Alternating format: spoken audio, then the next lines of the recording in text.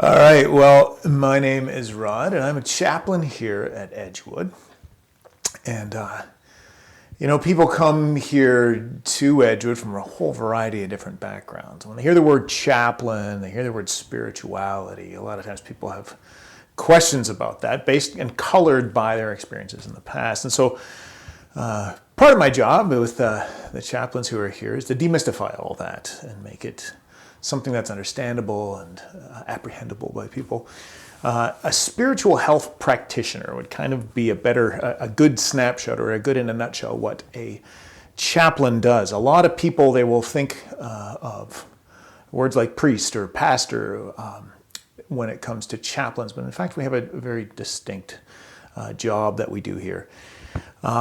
Chaplains are found in a variety of different venues. Sometimes people in sporting, who are in professional sports or in the military or in law enforcement, have experiences with chaplains. And at Edgewood here, what we do is try to connect with people where they're at in the spiritual dimension of their lives. So a lot of times people have an idea of what the physical dimension of their lives and what their health is like physically. And we have ways of measuring that in a biological sense and with physical health practitioners. We are starting to understand what mental health is in a lot of regards as well. And when we talk about mental health, we're sort of on the same page. When it comes to spiritual health, well, it's a little bit foggier, right? We got some differences. So essentially, spiritual health it's a very personal thing, and it touches on a number of different elements that are extremely critical in our lives. There is a philosopher by the name of Camus who once sort of summarized the question of humanity, or of being a human being in today's world, in a kind of really succinct way. And it's a little bit shocking when you first hear it, but it's actually quite meaningful. And the question that he said is the fundamental question for us human beings to wrestle with is, why don't you kill yourself right now? I mean, he said that is the question of all philosophy, because your answers to that reveal a great deal about your life and why you are here. It's another way of saying, why do you get out of bed in the morning? What's the purpose of you getting up? Why not just stay there all the time? And in addiction, what happens is we lose meaning and purpose in our lives. And those questions touch on the element of meaning and purpose. And meaning and purpose is a big part of spirituality. It leads us into our spiritual selves to begin to try and comprehend or apprehend for ourselves what meaning means to us and what purpose means to us. And so part of what it means to be a spiritual health practitioner, a chaplain here, is to help people answer that question of why they need or want or would desire to keep going in life. What do they have to look forward to live for? What provides them with meaning and purpose?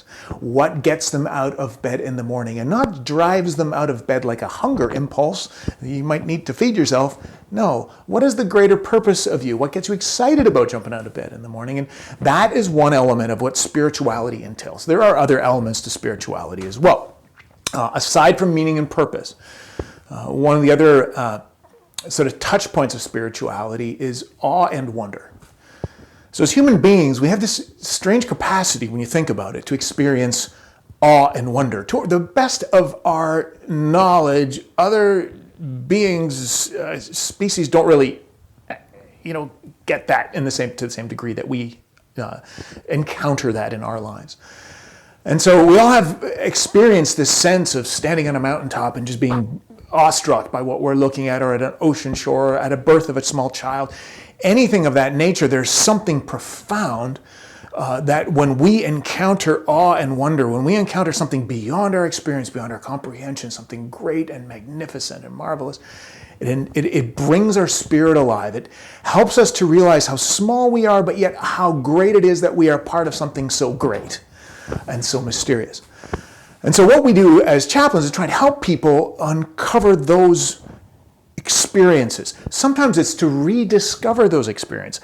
Sometimes it's to lead people towards experiencing them again, maybe for the first time, if that makes sense, right? So we help people discover what gets them out of bed in the morning again, because in addiction you tend to lose that. You also tend to lose this sense of awe and wonder. Life becomes dead and bland and lifeless, and there isn't any of that magnificent connection to anything greater. And there's a third element to that as well, to spirituality, and that is connection.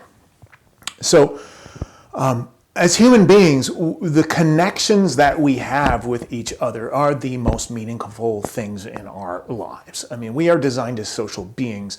All of social science teaches us this, and our experience as human beings teaches us this and reinforces this all the time with us. Addiction drives us away from this connection. It convinces us that we're better off alone and isolated, and that perpetuates a downward spiritual cycle. What we try to do as chaplains is reverse that spiritual cycle and bring it back up so that we actually reconnect again in all kinds of different ways. Around here in a 12-step program, you hear things like higher power. A lot of times the touch point for a higher power is simply reconnection with other people, the sense of the we, the sense of some group that's greater than just our own thinking by ourselves. So sometimes this connection with people begins with just acknowledging, hey, we're designed or we're evolved to be something greater in our connective ability with other people. And then here at Edgewood, helping people reestablish that again. Connection is just absolutely a critical and vital thing. And when you think about it, it's actually the core of the greatest, the most important things in our lives comes out of connection. Love always occurs between two entities or more, right? I mean, love in and of ourselves, it's hard to, how do you manufacture that? Where's the context for it? It happens, the context is in relationship. And I think that when it comes to reestablishing connection, some of the things that we do here at Edgewood are extremely effective in that. In the community element, the community environment that we have here, where there's so many peers and people together, it's that point in your journey where you discover you're not alone. You discover that your weaknesses and your failures and the things that you have told yourself are painful are actually the things that help you connect to other people. And there's a great freedom and a great amount of grace that's revealed in that, and a great deal of openness, and trust is formed again. And so at Edgewood, it's a beautiful thing here to see people reconnect, to see people touch again a feeling of awe and wonder that life is worth living and there are adventures and discoveries to be had, to rediscover what their meaning and purpose is, to see people come alive in all these different ways. And that is spirituality. You might think, I sometimes think of like religion is sort of a framework, if you will, that encapsulates meaning, encapsulates awe and wonder and the worshipful elements and the ritual elements, that encapsulates connection. I mean, you're going on a regular basis with a group of people who are in the same religion as you are to do your religious practices together. So in a sense, religion sort of takes spirituality and boxes it. What we find here is a lot of people, it's boxed with a lot of other elements as well. And some of these are things like power and authority. And it can be difficult for people to unravel all of that. And so we just get rid of all that stuff and we begin at the beginning. What gets you out of bed in the morning? Where have you found and where will you find awe and wonder again? Where are you connecting? What does your heart sing to be in the presence of another person? Where are you discovering these intangible, beautiful things like love and hope that, curiously enough, you can't measure? You can't put them in a test tube and prove to someone else that love even exists. And yet it is the most important thing in our lives. And when we connect again, we are connecting on a spiritual level when we even talk about love. So the beautiful thing about working here, that I love working with the other chaplain and working with the people here, is just to walk alongside people wherever they are at. Because even if you're at the beginning of that, coming out of a really dark hole, it is beautiful to come alive into that. And even if you've been on that journey for a while, it is a never-ending journey. There's always more to encounter in the spiritual element of life. And so it's a great thing.